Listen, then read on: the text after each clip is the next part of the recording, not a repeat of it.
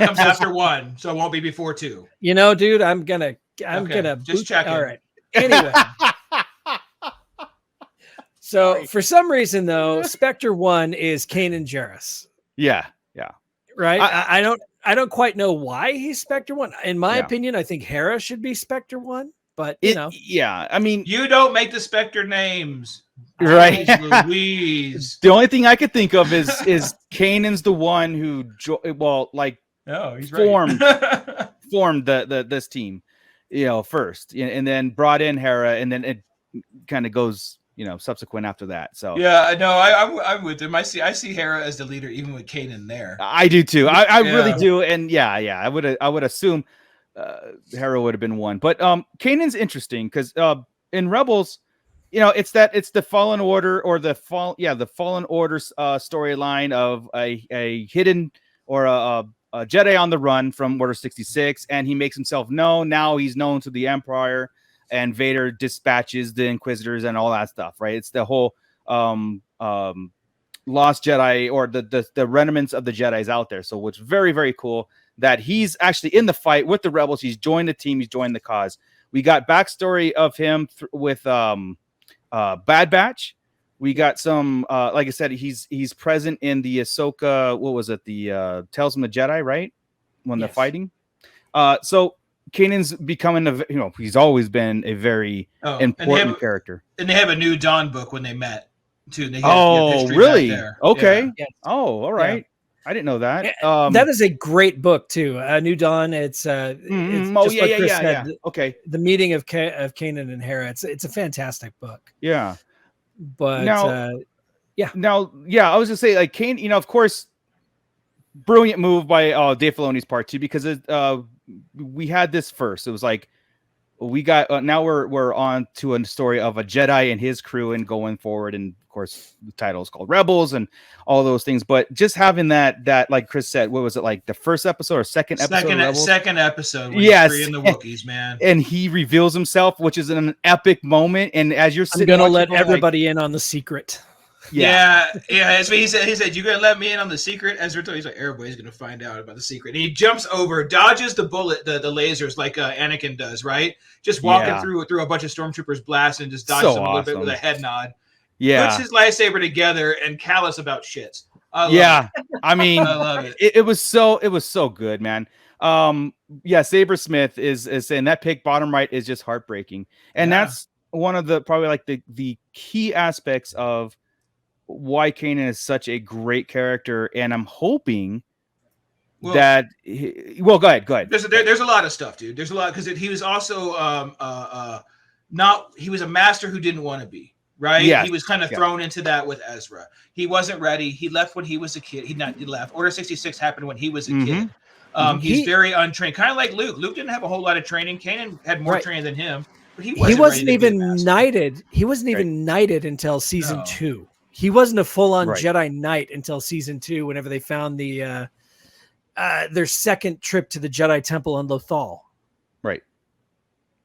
So he was not a Jedi Knight. He was just a Jedi Padawan that had left the Order. Right. I'm telling you, that's which we saw in Bad Batch. Right. Yeah. Which was pretty cool, so. Yes. And that's why I love this era a lot more. This is the stuff like Chris just said, like Luke Skywalker's journey. You got this Force user or he strong with the Force and became a Jedi to defeat the Empire and all that stuff. Kanan was started out as the traditional Jedi, the traditional Padawan. Order 66 happened. He had to go into running. Then obviously, and then led up to where he joined the Rebels and all that stuff. And but even on his Jedi stuff to be that master, he didn't want to be. Again, like I was getting to that point, right? And he got forced into it, but he learned a lot about the Force more than we've got to watch a lot of people. Yes. And he had to go deep into it with Bendu. Bendu taught him a lot of stuff about his balance and stuff like that.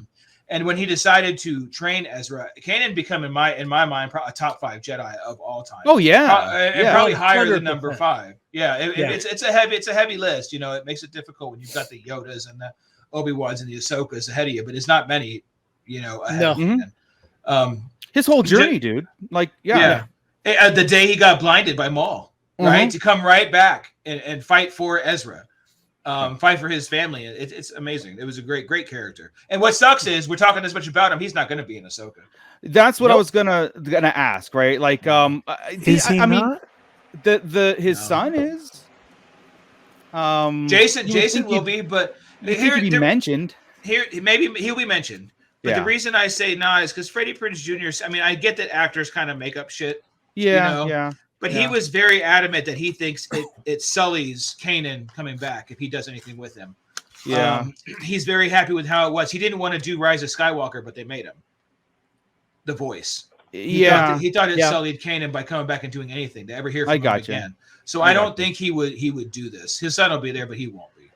I'm trying to think of like I said, we talked about like the Anakin and Ahsoka moments, right? Like, when Kanan died in Rebel, spoiler alert, sorry, but he obviously communed through the Lothals, right? The Lothals were basically communing through him and teaching Ezra that way. So I like the fact that so we could probably theory craft that where it's like, he probably wouldn't come and be involved in any kind of traditional way we thought, like a Force Ghost or whatever, even coming through communing with Ahsoka, not even Ahsoka, Ezra or Sabine or anybody, right? I'm not even putting Ahsoka and Kanan in the same room. I would have had it if anybody he talked to, Jason or Hera. I mean, Hera as guidance. So, but and to me, it was like it was a different way Kanan communed after when he was one with the Force, right?